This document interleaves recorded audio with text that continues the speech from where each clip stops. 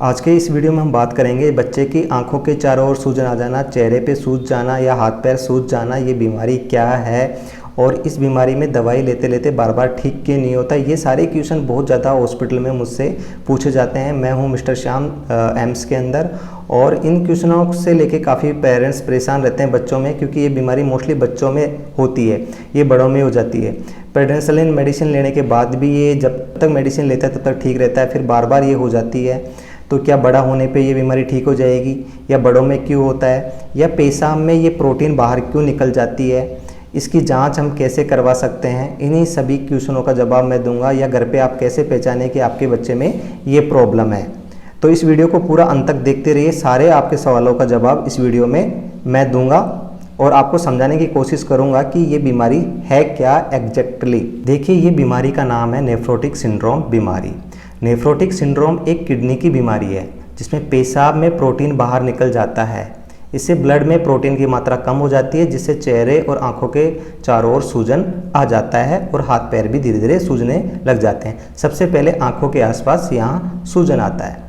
एक तरह से हम कह सकते हैं कि जो हम पानी पीते हैं वो धीरे धीरे हमारे शरीर में इकट्ठा होना स्टार्ट हो जाता है और सूजन के रूप में पूरी बॉडी में भर जाता है। तो यह बीमारी मोस्टली बच्चों में देखी जाती है, बड़ों में बहुत कम होती है, पर बड़ों में हो सकती है।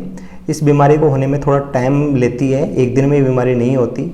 इसी कारण ये एक दिन में ठीक भी नहीं होती, इसको ठीक होने में लंबे समय तक लगता है। इस बीमारी को हम किडनी की बीमारी क्यों कहते हैं, मैं सरल भाषा में बताना चाहूँगा कि किडनी हमारे शरीर में खून को छानने का काम करती है और हमारे ब्लड के अंदर अपशिष्ट पदार्थों को वो बाहर निकाल देती है पेशाब के माध्यम से।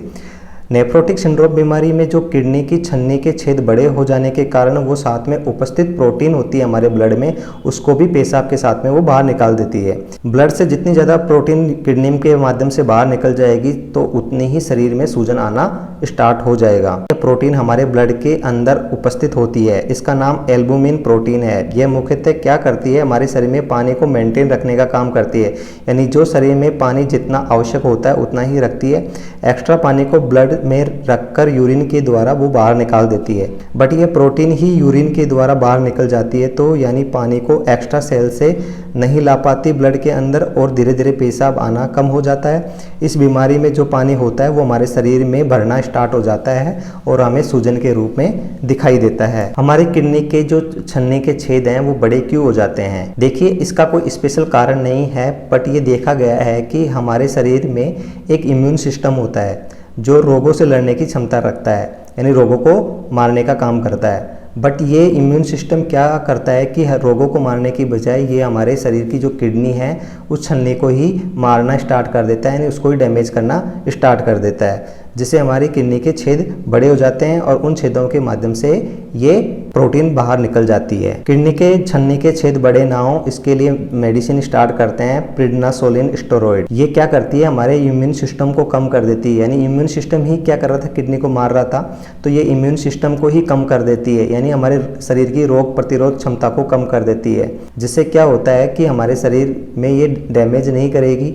बट अगर और कोई इन्फेक्शन होगा, क्योंकि इन्फेक्शन को रोकने का काम करती है ये इम्यून सिस्टम, तो अगर हम इसको कम कर देंगे तो अब ये इम्यून सिस्टम को भी रोक नहीं पाएगा। इसलिए ये मेडिसिन हम लंबे समय तक नहीं दे सकते क्योंकि इसका साइड इफेक्ट बहुत ज़्यादा है। प्रिडनासोलिन स्टेरॉइड से 90% बच्चे इससे ठीक हो जाते हैं। इस नेफ्रोटिक सिंड्रोम बीमारी का मुख्य लक्षण क्या है, संकेत क्या है, तो मुख्य लक्षण की बात करूँ तो सबसे पहले आंखों के आसपास सूजन आएगी और मोस्टली मॉर्निंग में उठने के बाद आप देखोगे तो आंखों के पास सूजन दिखाई देगी। दिन को धीरे धीरे ये सूजन कम हो जाएगी, बट ये दूसरे दिन फिर ये सूजन आंखों के आसपास आएगी, फिर धीरे धीरे चेहरे पे आएगी, फिर हाथ पैर ऐसे पूरी बॉडी फूलना स्टार्ट हो जाएगी। ये लक्षण दिखाई देने से पहले हो सकता है आपको पहले कोई बुखार हुआ हो, खांसी जुकाम हुआ हो 1-2 महीने पहले, क्योंकि उससे हमारा इम्यून सिस्टम को एक्टिवेट होता है और बाद में वो ये इम्यून इन्फेक्शन को तो मार देता है, बट वो हमारी किडनी को भी मारना लगातार जारी रखता है। इस बीमारी का एक लक्षण ये भी है कि बच्चा का जो पेशाब करता है तो पोट में हम देखते हैं कि वहाँ झाग आते हैं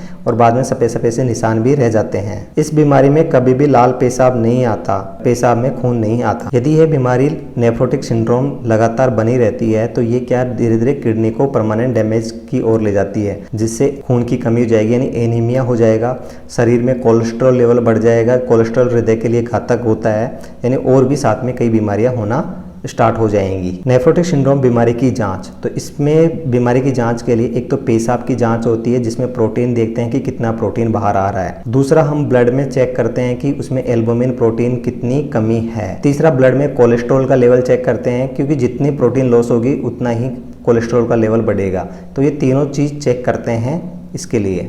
पेशाब की जांच हम दो तरह से कर सकते हैं।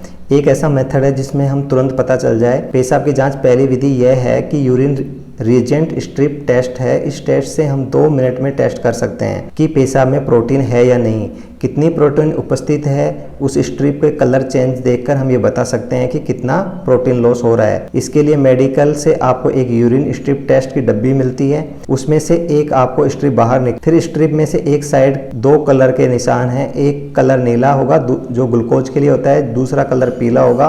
पीला कलर पेशाब में उपस्थित प्रोटीन चेक करने के लिए आता है। फिर आपको कलर वाली साइड में 2 सेकंड के लिए पेशाब डुबाना है। फिर आपको उस स्ट्रिप को धरातल पर रख देना है। 1 मिनट के बाद आपको उस डब्बे को कलर दे रखा है, उससे देखना है कि वह उस डब्बे के कलर में किस लेवल पर मैच कर रहा है। जिस कलर से मैच कर रहा है उस पर निशान दे रखा है। यदि पेशाब में प्रोटीन नहीं होगा तो उस स्ट्रिप के पीला कलर का निशान पीला ही रहेगा, चेंज नहीं होगा।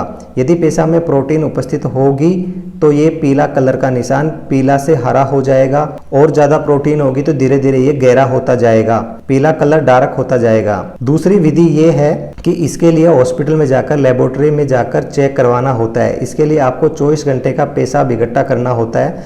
एक डब्बे में इकट्ठे करने से पहले आपको लेबोरेटरी में एक दवाई लेनी पड़ती है जो उस डब्बे में डालनी पड़ती है। उसके बाद 24 घंटे में यानी 1 दिन और 1 रात का पेशाब इकट्ठा किया जाता है।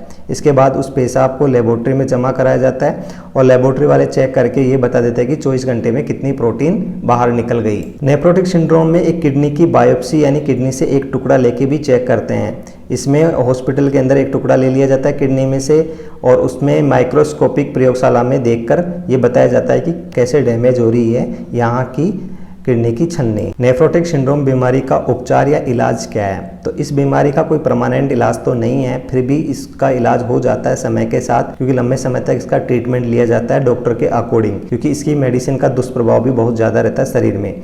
इस बीमारी के उपचार के लिए आपको लंबे समय तक इंतजार करना होता है। इसमें मुख्यतः किडनी को डैमेज होने से बचाया जाता है, जिससे क्या होता है कि जो हमारे शरीर की इम्यूनिटी है जो किडनी को डैमेज कर रही है, तो एक प्रिडनासोलिन टैबलेट आती है, टैबलेट की देने से इम्यूनिटी को कम किया जाता है, जिससे क्या होता है कि कम हो जाएगी इम्यूनिटी, तो वो किडनी को कम डैमेज करेगी। पर इस दवाई का दुष्प्रभाव बहुत ज़्यादा होने के कारण इसको लंबे समय तक नहीं देते, इसलिए आप अपनी मर्जी से कभी भी दवाई ना ले। ये दवाई हमेशा डॉक्टर की सलाह से ले, ना तो एकदम से इसको स्टार्ट किया जाता है, ना एकदम से इस दवाई को बंद कर सकते हैं। क्या खाना चाहिए और क्या नहीं खाना चाहिए, तो देखिए कि बहुत ज़्यादा शरीर में सूजन आ रही है तो उस समय के लिए डॉक्टर ये सलाह देता है कि थोड़ा कम पानी पिए, और नमक तो स्पेशली बंद कर देना चाहिए इस बीमारी के अंदर, और प्रोटीन ज़्यादा खाए। जैसे अंडों में प्रोटीन ज़्यादा होता है, ऐसे खाना खाए जिसमें प्रोटीन ज़्यादा होता है, और टाइम टू टाइम खाना खाना भी ज़रूरी है। अगर सूजन नहीं है, नॉर्मल है, बट बाथरूम में, पेशाब में ये प्रोटीन आ रही है, तो उस टाइम प्रोटीन ज़्यादा खाने की सलाह दी जाती है। नमक बहुत कम खाने की सलाह दी जाती है। पानी आप नॉर्मली पी सकते हैं। जब ये प्रिडनासोलिन दवाई आप खा रहे होते हैं तो आपको स्पेशल ध्यान होता है, उस टाइम आपको छोटे मोटे इन्फेक्शन से बचना बहुत ज़रूरी है, क्योंकि इस दवाई की वजह से इम्यून सिस्टम कमज़ोर होने से ये रोग बाहर से आते ही हमारे शरीर में बड़ा रूप ले लेते हैं। देखिए, ये बीमारी बार बार बच्चों में हो जाती है, इस कारण एक बार ठीक होने के बाद में आपको यूरिन स्ट्रिप टेस्ट जो घर पे करते हैं डब्बी से, वो हमेशा आपको लगातार करता रहना है। जब भी आपको लगे कि हमारे बच्चे के बाथरूम में प्रोटीन बाहर निकल रही है, तो तुरंत सूजन आने से पहले ही आप डॉक्टर से संपर्क कर सकते हैं और अपना ट्रीटमेंट स्टार्ट कर सकते हैं, या डाइट को मॉडिफाई कर सकते हैं। स्पेशली आप प्रोटीन का ध्यान रखें, प्रोटीन जरूर खाएं। देखिए, इस बीमारी में मेडिकल से दवाई लेकर कभी अपनी मर्जी से ना दें, क्योंकि इस दवाई का दुष्प्रभाव बहुत ज़्यादा है। इसलिए हमेशा ये दवाई डॉक्टर की सलाह से लेना चाहिए। जब तक डॉक्टर कहे जितने दिन ही लेना चाहिए। ऐसा लगे कहीं आपको कि इस दवाई को लेते जब तक ठीक रहते हैं, तो कहीं आप बच्चे को परमानेंट ही दवाई देना स्टार्ट कर दें, क्योंकि इस दवाई के दुष्प्रभाव बहुत ज़्यादा हैं। ऐसे ही हेल्थ से, बीमारियों से रिलेटेड मैं वीडियो बनाता रहता हूँ आपके नॉलेज के लिए, तो प्लीज़ इस चैनल को सब्सक्राइब जरूर करें।